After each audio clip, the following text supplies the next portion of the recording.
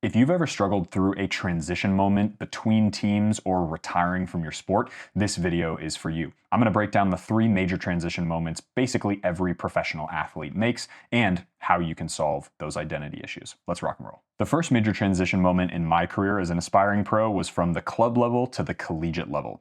I played for a couple different clubs as a youth player, moving from the recreational level up to just about an academy level, and then I jumped to the NCAA Division III at Whitman College. Now, this introduced two major transition issues or identity issues as I moved into that new level.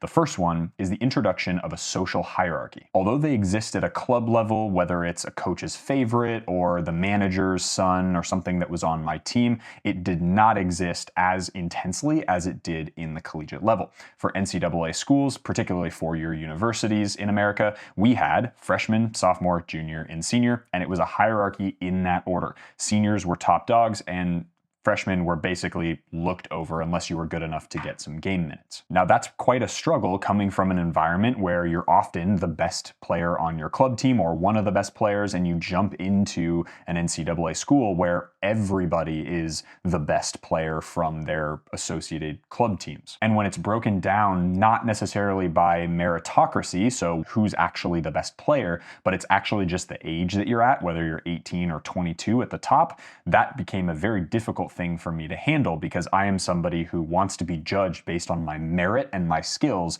not based on what year in school I'm at. My solution to the social hierarchy issue was actually two-pronged. It was one, getting to know a bunch of upperclassmen who I could learn from and just absorb information from and to get better. The second is focusing 100% on myself and my training.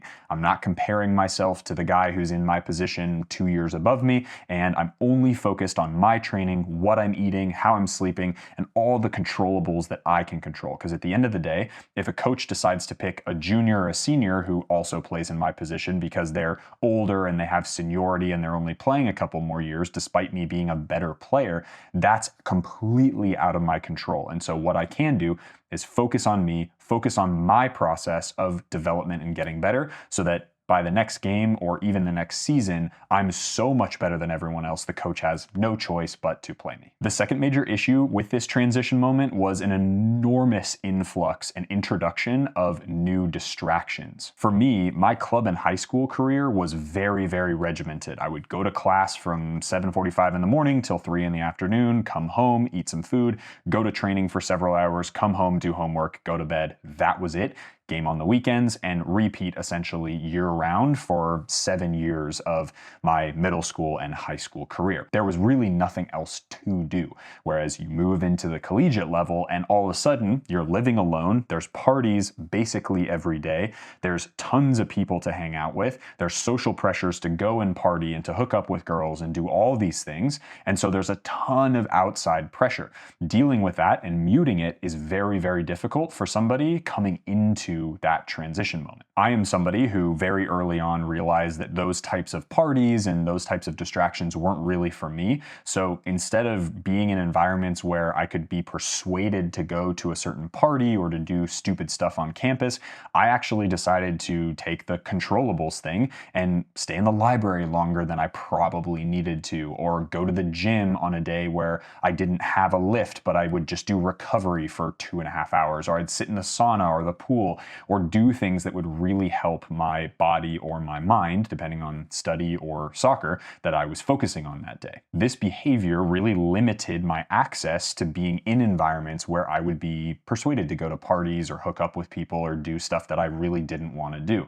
And so by removing that distraction and sort of giving myself a couple levels of removal from that, I was able to fly through under the radar pretty much my entire college career. The next major transition moment is from collegiate football to professional football, and this is a massive transition for two major reasons. The first one is an absolutely ruthless playing environment that does not exist at the collegiate level, and that is because everyone is being paid, everyone is on contract, and no matter who you are or where you came from, you are constantly being scrutinized and judged for your performances both on and off off the pitch. What I mentioned before about the social hierarchy system in a collegiate setup, that does not exist in a professional setup. It doesn't matter how old you are or what level you came from. If you're good enough, you're going to play. And that ruthlessness can really get under the skin of some people who are used to kind of coasting by because they're the oldest guys on the team or they're juniors or seniors. I definitely was one of those people. And so when I got to the pro level, it was a massive slap in the face when I got there and realized, oh my God, I've got to perform 100% of the time, no matter what day it is, whether it's a recovery session or whether it's a training session or a match. I have to be at my best all the time because I'm being judged on only my playing, not necessarily my character or anything else. The way I was able to remedy this transition issue was I focused 100% on myself and started to build my mindset. This is when I started working privately with a professional sports psychologist or a mental performance coach, and it really helped me get in that mindset of focusing on my process, getting into the things that I can control, showing up every day how I wanted to, with a removal of focus on the results of every day. So even if I didn't make every pass, I was still showing up every single day as the best footballer I could possibly be. What this did is it allowed me to separate myself from the results, which I ultimately knew that's all the coaches cared about, and just focus on my process and being good with who I was becoming as a player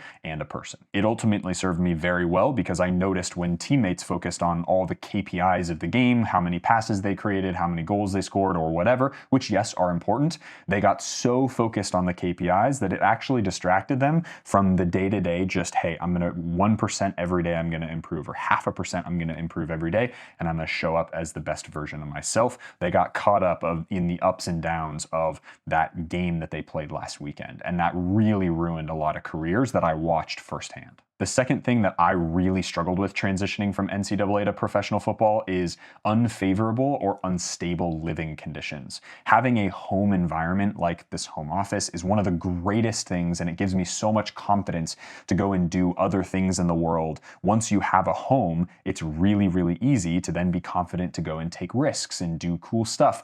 And that translates to the pitch. Living in team housing with 8 other people and in an environment that was really gross, honestly, was really not good for me, and I did not enjoy it one bit. This is also a time where you're living in unfavorable conditions with a ruthless training environment, and so the competition between teammates, even in their own home, can get really toxic and crazy all the time, and I experienced that on every team that I played for. Similar to university, the way that I remedied that situation was I removed myself from that living situation as much as humanly possible. So in the morning, I'd go out and I'd do my own training session, or I'd go to team training. I'd spend the middle of the day at a cafe doing work or answering emails or things like that. And then at the end of the day, it would either be another training session, or I would go to the pitch myself, go to the gym, go to the sauna, literally until the time that I had to go home to eat food and go to bed. Physically removing myself from that situation allowed me to have a little more clarity and really help with the integrity that I wanted to upkeep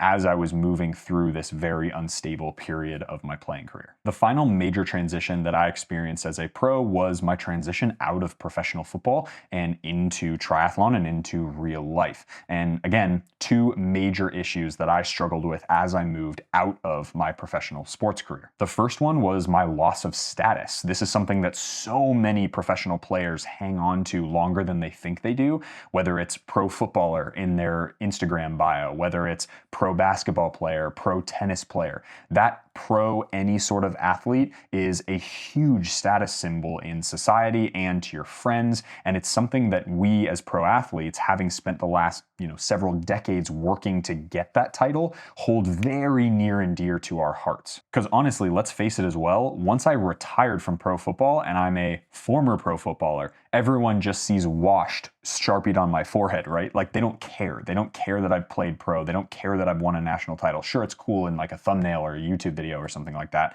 but at the end of the day, no one really cares. They only care what you're giving to them now that you're not in that situation anymore. The second major issue with this transition was my loss of purpose. Because I had spent so much time developing my skills as a footballer and networking and building my whole life around this sport, as soon as it's over, basically at a snap of a finger, all those connections, all those things almost, you feel like they become obsolete. You feel like they don't matter anymore. And all that work was kind of for nothing because you're 28 years old or 30 years old.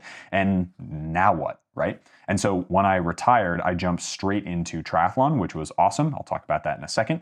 But what happened was I transferred that identity in triathlon, which was not a good thing because I took so much status and purpose from one sport to the next instead of taking my purpose away from what I do, separating who I am from what I do, which is what I talk about in my coaching with my clients and branding in general, and able to have a much healthier mindset and fixation on who I am as a person, separate from all the other stuff. So it goes without saying that the major fix that I found was, number one, jumping into a new sport in a really healthy way. So realizing that triathlon was not going to be a professional sport for me. It was something that I wanted to do for fun. It was a way for me to continue to challenge my body, continue to improve, if you will, in a different way, right? You can improve your skills on the pitch, you can improve your VO2, or you can improve your FTP on a bike, or your 5K time or something like that in triathlon.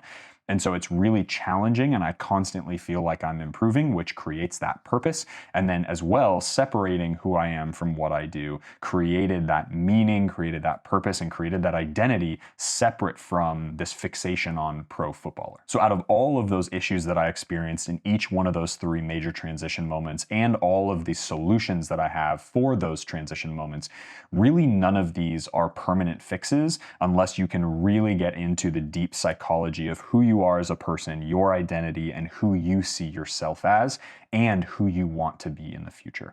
Those things are imperative to making sure that your transition moments are much smoother over the course of your life, whether you're an aspiring professional now as a youth player, or whether you're already retired and you're watching this going, fuck man, like I really, really resonate with what this bald ass guy is saying.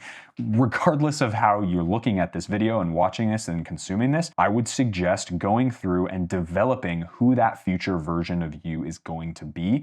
And so that way you can have a North Star to look at and say, hey, you know what? As I'm moving through these transition moments, I'm, yes, one step closer to that ideal future self, but at the end of the day, I'm showing up as who I want to show up as, not as a person fixated on a pro footballer identity, not as a person who struggles with social hierarchy, because I'm focused on me, I'm focused on my elite level mindset, and I'm focused on being the best version of myself I can. And that at the end of the day is your personal brand. And so that's why I suggest so many of you as athletes create your personal brand, even if it's just up here.